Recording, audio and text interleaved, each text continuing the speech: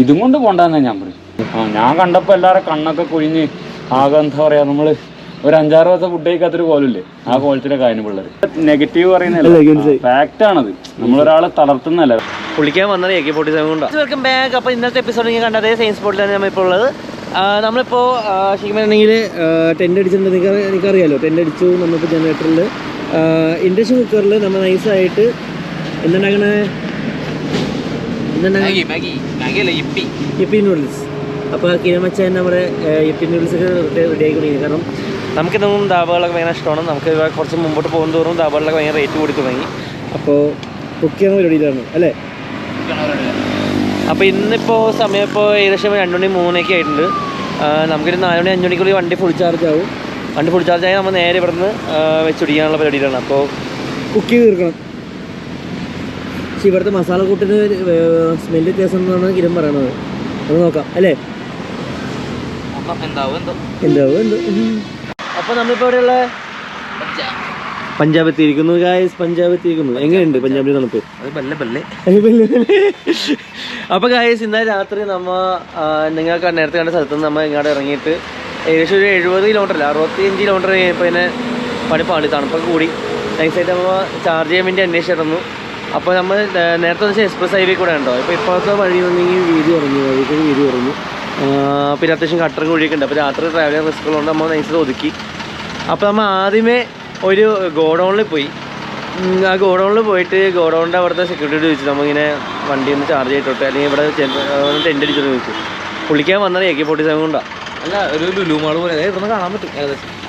എൻ്റെ അവിടെ ഒരു ഗോഡൗൺ ഉണ്ടോ നീളത്തിലിങ്ങനെ അവിടെ കേട്ടോ. അവിടെ ചെന്നിട്ട് അങ്ങനെ ചോദിച്ചെങ്കിൽ ചാർജ് ചെയ്തിട്ടുണ്ടായിരുന്നു. അപ്പോൾ പുള്ളിക്കാരൻ അപ്പം തന്നെ തോക്കും കൂടെ വന്നു. പക്ഷെ പുള്ളിയുടെ സ്നേഹമായിരുന്നു. എന്താ പറഞ്ഞ പുള്ളി പറഞ്ഞ് തൊട്ടപ്പുറത്ത് സ്ഥലമുണ്ട്, നിങ്ങൾ മേടിക്കണ്ട, ഇത്തിരി അങ്ങനെ നീങ്ങിയാൽ മതി. സ്ഥലമുണ്ട്, അത്യാവശ്യം കിടന്നുറങ്ങാൻ പറ്റും. ലാഭകളും പമ്പൊക്കെ ഉണ്ടെന്ന് പറയാം. അപ്പോൾ കുറച്ചിങ്ങനെ മാറി ഒരു 10-200 മീറ്റർ മാറിയപ്പോൾ തന്നെ പമ്പ് കിട്ടി. അത് ഭാഗ്യം. പമ്പി വന്ന് നമ്മൾ ചോദിച്ചു നൈസായിട്ട് ഇങ്ങനെ ചേട്ടൻ ചാർജ് ചെയ്യട്ടെ, ടെൻ്റ് അടിക്കാമെന്ന് പറഞ്ഞു. അപ്പോൾ പുള്ളിക്കാരൻ ആദ്യം പറഞ്ഞു പമ്പിൻ്റെ അവിടെ തന്നെ കിടന്നോളാൻ പറഞ്ഞു. അപ്പോൾ അങ്ങ് പറഞ്ഞില്ല, ഫുഡ് കുക്ക് ചെയ്യാനുണ്ട്, കുറച്ച് സ്പേസ്. അപ്പോൾ പുള്ളി തൊട്ടിപ്പുറത്ത് തന്നെ ഇവരുടെ തന്നെ ധാബയുണ്ട് പമ്പുകാരുടെ. അവരുടെ തന്നെ ഒരു ഷെൽട്ടർ കണ്ടില്ലേ, ഷീറ്റൊക്കെ അടിച്ച സ്പേസ്. അവിടെ ടെൻ്റ് അടിച്ചു. അവിടെ നിന്ന് എന്താ ചെയ്യുന്നത് പറഞ്ഞു. അങ്ങനെ നൈസായിട്ട് കണ്ടില്ലേ ടെൻ്റ് അടിച്ച് വണ്ടിയും ചാർജ് ചെയ്ത് കുക്ക് ചെയ്യുന്ന രാത്രി ഞങ്ങൾ ഇവിടെ മാഗിയാണ് അടിച്ചത്. മാഗിയും പിന്നെ മുട്ട മാഗിയും കൂടെ ചേർത്ത്. എങ്ങനെ ചേർത്ത്? വെറുതെ മാഗി ഉണ്ടാക്കി തീരാറായപ്പോഴാണെന്ന് പറഞ്ഞത് മുട്ട കൂടി ഇട്ടാലോ. അപ്പോൾ പിന്നെ അതിനകത്ത് അവസാനം മാഗിയൊക്കെ ഇപ്പോൾ എന്തൊരു മാതിരി പേസ്റ്റ് പോലെ എന്ന് പറയാനാ. എന്നാലും ആ ടേസ്റ്റ് എനിക്ക് പിന്നെ മുടിയൊക്കെ ചടപിടിച്ചുകൊണ്ട് ഇന്ന് രാവിലെ മുടി നില മാത്രം കഴുകി. കാരണം അല്ലാതെ കുളിച്ച് കഴിഞ്ഞിട്ടുണ്ടെങ്കിൽ ഒരു അവസ്ഥയായി പോകും. അത്ര തണുപ്പാണ്. ഇനി ഇവിടെ അത്യാവശ്യം കുഴപ്പമില്ലാത്ത ടോയ്ലറ്റൊക്കെ ഉണ്ട്. അവിടെ അത്യാവശ്യം ടോയ്ലറ്റൊക്കെ പോയി. ഇന്നിപ്പോൾ രാവിലെ ഇപ്പോൾ 8:30 നമ്മൾ ഇവിടെ നിന്ന് സ്റ്റാർട്ട് ചെയ്യുന്നതാണ്. അപ്പോൾ പഞ്ചാബ് ഇന്ന് നമ്മൾ എവിടെ കയറും? ഇന്ന് നമ്മൾ നോർമൽ ഓടിക്കഴിഞ്ഞാൽ ഏകദേശം ഒരു ഹിമാചലിൻ്റെ ബോർഡർ കയറും. അത് കയറുമ്പോൾ തന്നെ ഒരു കോൺഫിഡൻ്റ് ആവും.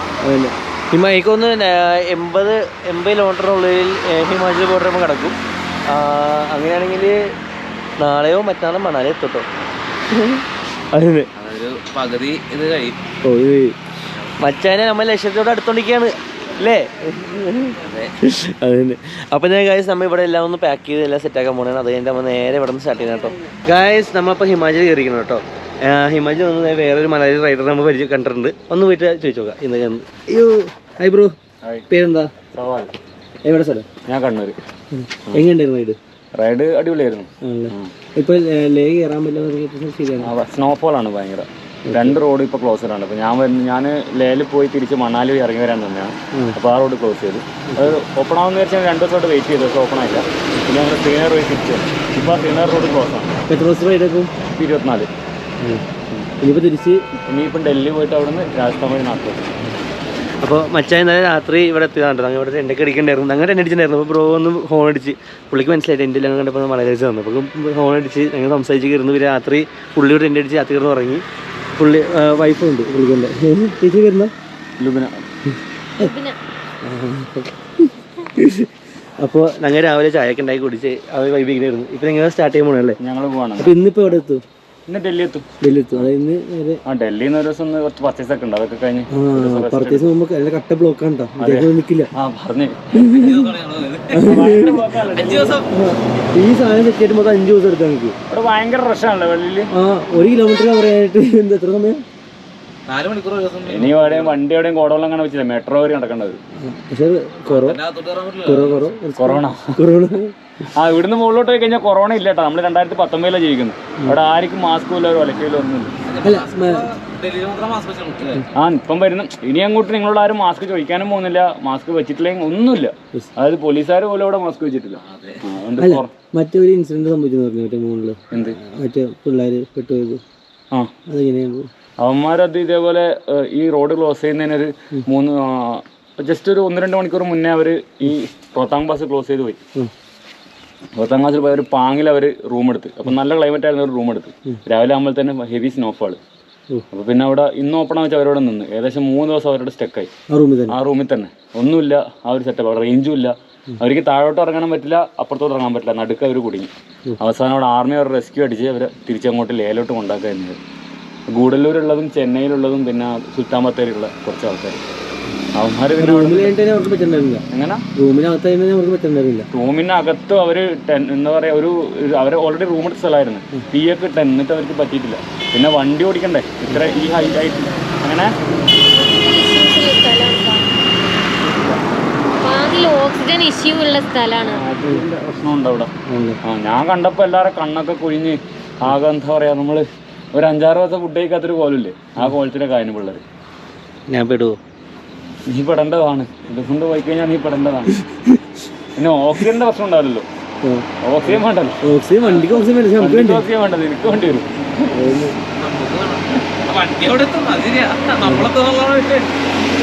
നോക്കിട്ട് എന്നാലും നമ്മളതിന് ഷീമ ഞാൻ ഒരു കുറച്ച് ദിവസം മുമ്പ് സ്റ്റാർട്ട് ചെയ്ത് എത്തിയതല്ലേ. ലേറ്റ് ആയിപ്പോ. അത് വേറൊന്നുമില്ല, ഈ ചാർജ് ചെയ്തൊക്കെ എത്തുമ്പോൾ 1 മാസമായി ട്രിപ്പ് തുടങ്ങിയിട്ട്. ഒരേ മാസം കഴിഞ്ഞ 27 സ്റ്റാർട്ട് ചെയ്ത്. ഇപ്പം 10 ദിവസം മുന്നേ ആണെങ്കിൽ 1 മാസം കൃത്യം ഇനി അനുസരിച്ച് അങ്ങനെയല്ല, ഒരു 10 ദിവസം മുന്നേ ആണെങ്കിൽ സ്കൂളായിട്ട് കയറിപ്പോനെ. കാരണം അവിടെ ദിവസം വെച്ചിട്ടാണ് ക്ലൈമറ്റ് മാറുന്നത്. അതായത് നമ്മൾ രാത്രി പോയി വണ്ടി വെക്കുമ്പോൾ നല്ല ഗ്രൗണ്ട് ആയിരിക്കും, രാവിലെ നോക്കുമ്പോൾ ഹെവി സ്നോഫോൾ. പിന്നെ എങ്ങനെ നമുക്കൊന്നും അറിയുന്നില്ലല്ലോ ഇതെങ്ങനെ ക്ലൈമറ്റ് മാറുന്നുള്ളത്. ആദ്യമൊക്കെ മഞ്ഞാണുമ്പോൾ നമ്മളൊരിക്കും അടിപൊളി നല്ല സുഖം മഞ്ഞ്. ഈ മഞ്ഞത്ത് നിൽക്കാൻ നല്ല രസമാണ്. നമ്മൾ ബൈക്ക് ഓടിക്കുമ്പോൾ മൊത്തം മാറി. പിന്നെ കാറ്റടിക്കല്ലേ, വണ്ടി പാളലും ചെയ്യൂലേ, വണ്ടി സ്കിഡാവും. പോരാതെ നമുക്ക് ഈ ശീലമില്ലല്ലോ മഞ്ഞിൽ ഓടിക്കുന്നത്. നമ്മുടെ ബോഡി അതിനൊക്കെ റിയാക്ട് ചെയ്യാൻ തുടങ്ങും, കൈ മരവിക്കാൻ തുടങ്ങും. നമ്മൾ നിൽക്കുന്ന തണുപ്പായിരിക്കുമല്ലോ ഓടിക്കുമ്പോൾ. കാറ്റ് വന്ന് അടിക്കുമ്പോഴേ ആ തണുപ്പിൻ്റെ ഒരു പവർ കൂടും. അങ്ങനത്തെ ഒരു പ്രശ്നമാണ്. ഞങ്ങൾ ആർമി ക്യാമ്പിലൊക്കെ കയറി കൈയൊക്കെ ചൂടാക്കി അങ്ങനെ വന്നതാണ്. ഇതും കൊണ്ട് പോകണ്ടെന്നാണ് ഞാൻ പറയും. ഇതും കൊണ്ട് അങ്ങ് കാരണം ഒന്നാമത് ചാർജ്, ഈ ബാറ്ററി ഇത് മൈനസ് പോയി കഴിഞ്ഞാൽ ഇതിൻ്റെ ബാറ്ററി സീനാവില്ല എന്തായാലും. ഇത് ഇലക്ട്രിക്കൽ സാധനമല്ലേ, ഇപ്പോൾ തണുപ്പ് പിടിച്ചാൽ എന്തായാലും പ്രശ്നമല്ലേ. പിന്നെ അവിടെ നിന്നൊക്കെ പെട്ട് കഴിഞ്ഞാൽ പിന്നെ വണ്ടിക്കാർ തോന്നിയ വില പറയാം. എൻ്റെ ഫ്രണ്ട് ഇതേപോലെ പാങ്കോങ്ങിലേക്ക് പോയിട്ട് തിരിച്ചു വരുമ്പോൾ ഇതേപോലെ ഹെവി പ്രോബ്ലം ഉണ്ട്. 12,000 രൂപ കൊടുത്തിട്ടാണ് ഏകദേശം 100 കിലോമീറ്ററാണ് വണ്ടി ഓടിച്ചത്. അതായത് ട്രെയിനിലേക്ക് കുടിച്ച് കയറ്റി കൊണ്ടുവന്നത് 12,000 രൂപ. ഇങ്ങനെ ആൾക്കാരുടെ സിറ്റുവേഷൻ മുതലെടുക്കുന്ന അവർക്ക് ഒരു മയവും ഈ കാറ്റിൽ അവർക്ക് ഒരു മയവും ഇല്ല. അപ്പം ചേട്ടൻ പോണേ സെൽഫി എടുക്കാം, RIP ഇടാം കുറച്ച് എന്താ വേണ്ടി വരും. അല്ല നെഗറ്റീവ് പറയുന്നതല്ല, ഫാക്റ്റാണത്. നമ്മളൊരാളെ തളർത്തുന്നതല്ല, രാവിലെ തന്നെ തളർത്തേണ്ട കാര്യമല്ല. സത്യം പറഞ്ഞില്ലേ പിന്നെ നീ അവിടെ പോയിട്ട് പെട്ടതിൻ്റെ ഇത് കാണണ്ട, നാട്ടുകാർ മൊത്തം കാണുന്നല്ലേ. അതെ, മലയാളിയാവണ്ടാ പറഞ്ഞു. നീ വേറെ നാട്ടുകാരനാണ് മൈൻഡാ കൂടിയില്ലല്ലോ. ആ തിരിച്ചോണ്ട് ആ പൊക്കോട്ടെ എന്ന് പറഞ്ഞിട്ട് പോയുള്ളൂ പറയുള്ളൂ.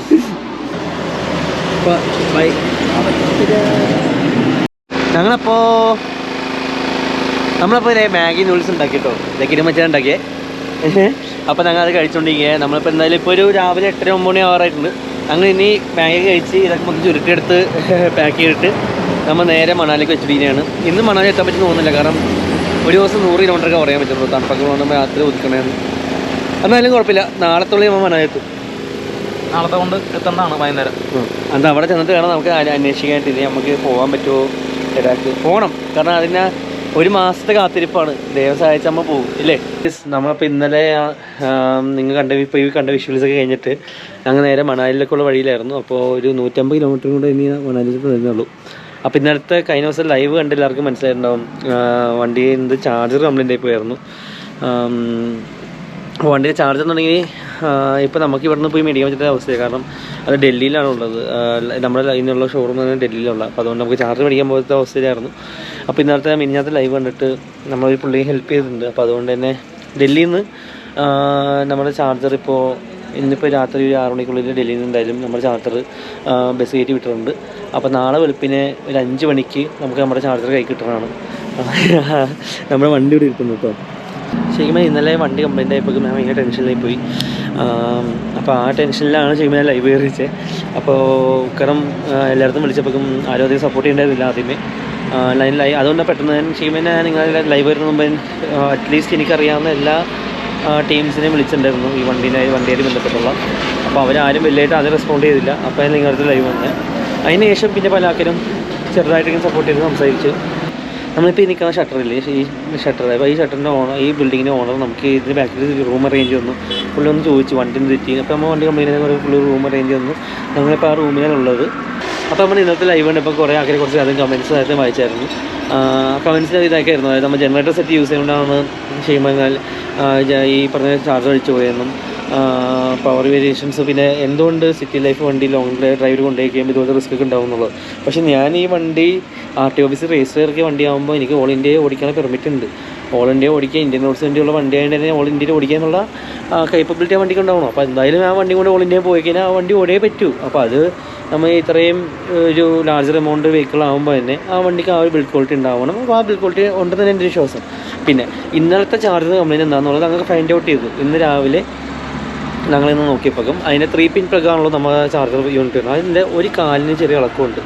അപ്പോൾ ആ ഒരു 3 പിൻ പ്ലഗ് സോക്കറ്റിൻ്റെ അകത്ത് ഒരു കാലിൽ ലൂസ് ഉള്ളതുകൊണ്ട് കൃത്യമായിട്ടുള്ള കറണ്ട് നമ്മുടെ ഈ പറഞ്ഞ വണ്ടീൻ്റെ ചാർജിൻ്റെ ഉള്ളിലോട്ട് ചെല്ലുന്നില്ല. അതുകൊണ്ടാണ് വണ്ടി ചാർജ് ആവാൻ വെച്ചത്. പക്ഷേ ആ 3 പിൻ പ്ലഗ് നമുക്ക് ശരിയാക്കാൻ പറ്റില്ല. കാരണം നമ്മുടെ ഏതിൻ്റെ ചാർജിൻ്റെ ഉള്ളിൽ ചാർജിൻ്റെ കൂടെയുള്ള ലെഗുണ്ട്. അപ്പോൾ അത് നമ്മൾ അഴിക്കണമെങ്കിൽ ഈ 3 പിന്നിൻ്റെ സോക്കറ്റ് നമ്മൾ അഴിക്കാൻ പറ്റില്ല. കാരണം അത് അഴിച്ച് കഴിഞ്ഞാൽ വാറണ്ടി കിട്ടും. അത് കമ്പനിക്ക് ഇതിനെ കൊണ്ടുപോയാൽ മാത്രമേ ആ സോക്കറ്റിൻ്റെ ലൂസ് കൊണ്ടായിട്ട് ശരിയാക്കാൻ പറ്റുള്ളൂ. അപ്പോൾ അതാണ് ഇന്നലെ സംഭവിച്ചത്. അപ്പോൾ ഇന്നലെ രാത്രി ഇതെന്താ സംഭവിച്ചത് മനസ്സിലാവാതിരുന്നപ്പോഴാണ് നമ്മൾ ലൈവ് വന്നത്. പിന്നെ നമ്മൾ ഇന്ന് രാവിലെ ഇരുന്ന് നോക്കി വന്നപ്പോഴും ആ കംപ്ലൈൻറ്റ് കണ്ടുപിടിക്കുകയും ചെയ്തു. അതപ്പോൾ കമ്പനി ഇൻഫോം ചെയ്തു ഇത് ഇങ്ങനെയാണ് പോയിരിക്കുന്നത്. അപ്പോൾ അവർ പറഞ്ഞു അത് ഫിസിക്കൽ ഡാമേജാണെന്ന് അവർ പറയുന്നുണ്ട്. പക്ഷേ കൊണ്ടുപോകാൻ നോക്കട്ടെ, പറ്റുമെങ്കിൽ ക്ലെയിം ചെയ്യാനും അവർ പറയുന്നുണ്ട്. പക്ഷേ അതിനെ നമ്മൾ ഇനി മണാലിയിൽ നിന്ന് തിരിച്ച് ലഡാക്ക്, അല്ലെങ്കിൽ നമ്മൾ ലഡാക്ക് പോയി അത് കഴിഞ്ഞിട്ട് നമ്മൾ നേരെ ഡൽഹി എത്തിയതിന് ശേഷം മാത്രമേ അത് ക്ലെയിം ചെയ്യാൻ പറ്റൂ. കാരണം അവർക്ക് നേരിട്ട പ്രൊഡക്റ്റ് കിട്ടണം. അപ്പോൾ അങ്ങനത്തെ ഒരു സ്റ്റക്കായിരിക്കുന്ന അവസ്ഥയിലായിരുന്നു ഇന്നലെ ഭാഗത്തിന് നമ്മുടെ വീഡിയോസ് വ്യൂ ചെയ്യണ്ട. നിങ്ങൾക്ക് ഇത്രയും ലവ് ആൻഡ് അഫെക്ഷൻ നമ്മളോട് ഉണ്ടെന്നുള്ളത് മനസ്സിലായതും നമ്മുടെ ഈ ഇന്നലെ സബ്സ്ക്രൈബർ എന്നെ വിളിച്ച് സംസാരിച്ചപ്പോൾ പുള്ളിക്കാരനോട് ചെയ്യുമ്പോൾ പറഞ്ഞത് നീ സ്വന്തമായിട്ട് മേടിച്ചെന്ന് പറഞ്ഞാൽ മതി വീഡിയോയിൽ. പക്ഷേ എനിക്കങ്ങനെ പറയാൻ പറ്റില്ല, കാരണം പുള്ളി എന്നെ ഹെൽപ്പ് ചെയ്തു. പക്ഷേ നമ്മളെ ഈ വീഡിയോ കാണുന്ന ഒരു ചേട്ടൻ തന്നെയാണ് കേട്ടോ നമുക്ക് വേണ്ടി എൻ്റെ മുഖത്തുള്ള ഇപ്പോൾ ചിരി വരാൻ കാരണം പുള്ളി ഇന്നലെ രാത്രി തന്നെ നമുക്ക് അതിനുള്ള വഴികളെല്ലാം അറേഞ്ച് ചെയ്യുകയും പുള്ളി ഇന്നലെ ചാർജ് പിടിക്കാനുള്ള പൈസ തന്നുകൊണ്ട് മാത്രം ഇന്ന് രാവിലെ ചാർജർ മേടിക്കുകയും ഡൽഹിയിൽ നിന്ന് ഇന്ന് ആ ചാർജർ ബസ്സിൽ ഞാനിപ്പോൾ നിൽക്കുന്ന റോഡിലോട്ട് വന്നുകൊണ്ടിരിക്കുന്നത്. നാളെ വെളുപ്പിന് 5 മണിയാകുമ്പോൾ എനിക്ക് ആ ചാർജർ കിട്ടും. രാവിലെ 5 മണിക്ക് തന്നെ വണ്ടി ചാർജർ കണക്ട് ചെയ്ത് നമുക്കിതൊന്ന് ഓടിക്കാനും പറ്റും. അപ്പോൾ ഞാൻ നിൽക്കുന്ന സ്ഥലത്ത് ഹെയർപിൻ ആണ് കാണുന്നത്. ഞാൻ വീഡിയോ ലൈവ് വന്നപ്പോൾ അതേ ഹെയർപിൻ വണ്ടി ആ കാണുന്ന ഭാഗത്ത് വെച്ച് വണ്ടി കംപ്ലൈൻറ്റ് ചെയ്തു. ഇപ്പോൾ നേരെ ഇവിടെ ഓപ്പോസിറ്റ് കടയുണ്ട്. ഈ കടയിലാണ് വണ്ടി ചാർജ് ചെയ്യാൻ വണ്ടി ഒതുക്കി വെച്ചിരിക്കുന്നത്. നമ്മൾ ഈ കടേൻ്റെ ബാക്കിലുള്ള ഒരു റൂമിലാണ് നമ്മൾ നിൽക്കുന്നത്. അപ്പോൾ നിങ്ങളോട് എല്ലാവർക്കും ഈ ഒരു ഇൻഫർമേഷൻ കൂടെ തരാൻ വേണ്ടി, പല ആൾക്കാരും ഞാൻ ലൈവിൽ ഭയങ്കരമായിട്ട് ഹോട്ടമേഡ് ആവുന്നത്. കാരണം എനിക്ക് പെട്ടെന്ന് ടെൻഷൻ പോയി. കാരണം നമ്മൾ വിശ്വസിച്ച് നമ്മുടെ കൂട്ടുകാരും ബന്ധമുള്ള, അപ്പോൾ അവനും കൂടെ ഉണ്ട്. അപ്പോൾ ഞാനായിട്ട് ആരെയും നമ്മളിങ്ങനെ പെടുത്താൻ പാടില്ലല്ലോ. അപ്പോൾ പ്രത്യേകിച്ച് ഞാൻ നിങ്ങൾക്ക് വണ്ടി ചൂസ് ചെയ്യുന്നുണ്ട് തന്നെ. അപ്പോൾ അതുകൊണ്ട് ആ ഒരു ഫ്രസ്ട്രേഷനിൽ പെട്ടെന്ന് നിങ്ങളെ ചൂടായി ലൈവ് വന്നതാണ്. അപ്പോൾ എൻ്റെ ഭാഗത്ത് നിന്ന് തെറ്റിയെങ്കിൽ നിങ്ങളെ ക്ഷമിക്കുക. അപ്പോൾ അടുത്ത വീഡിയോ ആയിട്ട് അടുത്ത ദിവസം കാണാം. അതുവരെ ബൈ മച്ചന്മാരെ. അപ്പോൾ ശരിക്കും നമ്മുടെ ഇന്നലത്തെ മിനിഞ്ഞാത്ത ലൈവ് കണ്ടപ്പോൾ കുറച്ച് നെഗറ്റീവ്സ് പറഞ്ഞിട്ടുണ്ടായിരുന്നു. അത് നെഗറ്റീവ്സ് ആയിട്ട് വേറെ ഒന്നുമില്ല. അതായത് നമ്മൾ ജനറേറ്റർ സെറ്റ് യൂസ് ചെയ്തുകൊണ്ടാണ് ചാർജ് കംപ്ലൈൻ്റ് ആയി പോയെന്നും. അപ്പോൾ നമ്മൾ ഇന്നത്തെ ലൈവ് കണ്ടപ്പോൾ കുറേ ആൾക്കാരെ കുറച്ച് അധികം കമൻറ്റ്സ് ആയിട്ട് വായിച്ചായിരുന്നു. കമൻറ്റ്സിൽ ഇതാക്കിയായിരുന്നു, അതായത് നമ്മൾ ജനറേറ്റർ സെറ്റ് യൂസ് ചെയ്തുകൊണ്ടാണ് ചെയ്യുമ്പോൾ ഈ പറഞ്ഞ ചാർജർ അടിച്ചു പോയെന്നും പവർ വേരിയേഷൻസ്, പിന്നെ എന്തുകൊണ്ട് സിറ്റി ലൈഫ് വണ്ടി ലോങ് ഡ്രൈവ് കൊണ്ടുപോയി കഴിയുമ്പോൾ ഇതുപോലെ റിസ്ക് ഒക്കെ ഉണ്ടാവും എന്നുള്ളത്. പക്ഷേ ഞാൻ ഈ വണ്ടി RTO ഓഫീസ് രജിസ്റ്റർ ഇറക്കിയ വണ്ടിയാകുമ്പോൾ എനിക്ക് ഓൾ ഇന്ത്യ ഓടിക്കാൻ പെർമിറ്റ് ഉണ്ട്. ഓൾ ഇന്ത്യ ഓടിക്കുക, ഇന്ത്യൻ റോഡ്സ് വേണ്ടിയുള്ള വണ്ടി ആയതുകൊണ്ട് തന്നെ ഓൾ ഇന്ത്യയിൽ ഓടിക്കാനുള്ള കേപ്പബിലിറ്റി ആ വണ്ടിക്ക് ഉണ്ടാവണം. അപ്പോൾ എന്തായാലും ആ വണ്ടി കൊണ്ട് ഓൾ ഇന്ത്യ പോയി കഴിഞ്ഞാൽ ആ വണ്ടി ഓടിയേ പറ്റൂ. അപ്പോൾ അത് നമ്മൾ ഇത്രയും ഒരു ലാർജർ എമൗണ്ട് വെഹിക്കിൾ ആകുമ്പോൾ തന്നെ ആ വണ്ടിക്ക് ആ ഒരു ബിൽഡ് ക്വാളിറ്റി ഉണ്ടാവണം. അപ്പോൾ ആ ബിൽഡ് ക്വാളിറ്റി ഉണ്ടെന്ന് തന്നെ എൻ്റെ വിശ്വാസം. പിന്നെ ഇന്നലത്തെ ചാർജർ കംപ്ലൈൻറ്റ് എന്താണെന്നുള്ളത് ഞങ്ങൾക്ക് ഫൈൻഡ് ഔട്ട് ചെയ്തു. ഇന്ന് രാവിലെ ഞങ്ങളിന്ന് നോക്കിയപ്പോഴും അതിൻ്റെ 3 പിൻ പ്ലഗ് ആണല്ലോ നമ്മൾ ചാർജർ യൂണിറ്റ് വരുന്നത്. അതിൻ്റെ ഒരു കാലിന് ചെറിയ ഇളക്കമുണ്ട്. അപ്പോൾ ആ ഒരു 3 പിൻ പ്ലഗ് സോക്കറ്റിൻ്റെ അത് ഒരു കാലിൽ ലൂസ് ഉള്ളതുകൊണ്ട് കൃത്യമായിട്ടുള്ള കറണ്ട് നമ്മുടെ ഈ പറഞ്ഞ വണ്ടിയുടെ ചാർജിന് ഉള്ളിലോട്ട് ചെല്ലുന്നില്ല. അതുകൊണ്ടാണ് വണ്ടി ചാർജ് ആവാൻ വെച്ചത്. പക്ഷേ ആ 3 പിൻ പ്ലഗ് നമുക്ക് ശരിയാക്കാൻ പറ്റില്ല. കാരണം നമ്മുടെ ഏതിൻ്റെ ചാർജിൻ്റെ ഉള്ളിൽ ചാർജറിൻ്റെ കൂടെയുള്ള ലെഗുണ്ട്. അപ്പോൾ അത് നമ്മൾ അഴിക്കണമെങ്കിൽ ഈ 3 പിന്നിൻ്റെ സോക്കറ്റ് നമ്മൾ അഴിക്കാൻ പറ്റില്ല. കാരണം അത് അഴിച്ച് കഴിഞ്ഞാൽ വാറൻറ്റി കിട്ടും. അത് കമ്പനിക്ക് ഇതിനെ കൊണ്ടുപോയാൽ മാത്രമേ ആ സോക്കറ്റിൻ്റെ ലൂസ് കൊണ്ടായിട്ട് ശരിയാക്കാൻ പറ്റുള്ളൂ. അപ്പോൾ അതാണ് ഇന്നലെ സംഭവിച്ചത്. അപ്പോൾ ഇന്നലെ രാത്രി ഇതെന്താ സംഭവിച്ചത് മനസ്സിലാവാതിരുന്നപ്പോഴാണ് നമ്മൾ ലൈവ് വന്നത്. പിന്നെ നമ്മൾ ഇന്ന് രാവിലെ ഇരുന്ന് നോക്കി വന്നപ്പോഴും ആ കംപ്ലയിൻറ്റ് കണ്ടുപിടിക്കുകയും ചെയ്തു. അതപ്പോൾ കമ്പനി ഇൻഫോം ചെയ്തു ഇങ്ങനെയാണ് പോയിരിക്കുന്നത്. അപ്പോൾ അവർ പറഞ്ഞു അത് ഫിസിക്കൽ ഡാമേജാണെന്ന് അവർ പറയുന്നുണ്ട്. പക്ഷേ കൊണ്ടുപോകാൻ നോക്കട്ടെ, പറ്റുമെങ്കിൽ ക്ലെയിം ചെയ്യാനും അവർ പറയുന്നുണ്ട്. പക്ഷേ അതിന് നമ്മൾ ഇനി മണാലിയിൽ നിന്ന് തിരിച്ച് ലഡാക്ക്, അല്ലെങ്കിൽ നമ്മൾ ലഡാക്ക് പോയി അത് കഴിഞ്ഞിട്ട് നമ്മൾ നേരെ ഡൽഹി എത്തിയതിന് ശേഷം മാത്രമേ അത് ക്ലെയിം ചെയ്യാൻ പറ്റുള്ളൂ. കാരണം അവർക്ക് നേരിട്ട് പ്രൊഡക്റ്റ് കിട്ടണം. അപ്പോൾ അങ്ങനത്തെ ഒരു സ്റ്റക്കായിരിക്കുന്ന അവസ്ഥയിലായിരുന്നു ഇന്നലെ ഭാഗത്തിന് നമ്മുടെ വീഡിയോസ് വ്യൂ ചെയ്യണ്ട. നിങ്ങൾക്ക് ഇത്രയും ലവ് ആൻഡ് അഫെക്ഷൻ നമ്മളോട് ഉണ്ടെന്നുള്ളത് മനസ്സിലായതും നമ്മുടെ ഈ ഇന്നലെ സബ്സ്ക്രൈബർ എന്നെ വിളിച്ച് സംസാരിച്ചപ്പോൾ പുള്ളിക്കാരനോട് ചെയ്യുമ്പോൾ പറഞ്ഞത് നീ സ്വന്തമായിട്ട് മേടിച്ചെന്ന് പറഞ്ഞാൽ മതി ആ വീഡിയോയിൽ. പക്ഷേ എനിക്കങ്ങനെ പറയാൻ പറ്റില്ല. കാരണം പുള്ളിനെ ഹെൽപ്പ് ചെയ്തു.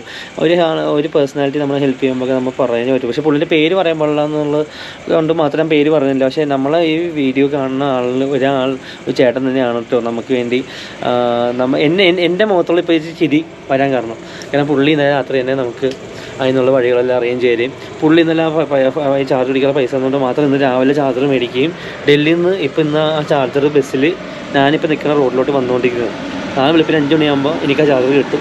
രാവിലെ 5 മണിക്ക് തന്നെ വണ്ടി ചാർജർ കണക്ട് ചെയ്ത് നമുക്കിതൊന്ന് ഓടിക്കാനും പറ്റും. അപ്പോൾ ഞാൻ നിൽക്കുന്ന സ്ഥലത്ത് ഹെയർപിന്നാണ് കാണുന്നത്. ഞാൻ വീഡിയോ ലൈവ് വന്നപ്പോൾ അതേ ഹെയർപിൻ വണ്ടി ആ കാണുന്ന ഭാഗത്ത് വെച്ചാൽ വണ്ടി കംപ്ലൈൻറ്റ് ചെയ്തത്. ഇപ്പോൾ നേരെ ഇവിടെ ഓപ്പോസിറ്റ് കടയുണ്ട്. ഈ കടയിലാണ് വണ്ടി ചാർജ് ചെയ്യാൻ വണ്ടി ഒതുക്കി വെച്ചിരിക്കുന്നത്. നമ്മൾ ഈ കടേൻ്റെ ബാക്കിലുള്ള ഒരു റൂമിലാണ് നമ്മൾ നിൽക്കുന്നത്.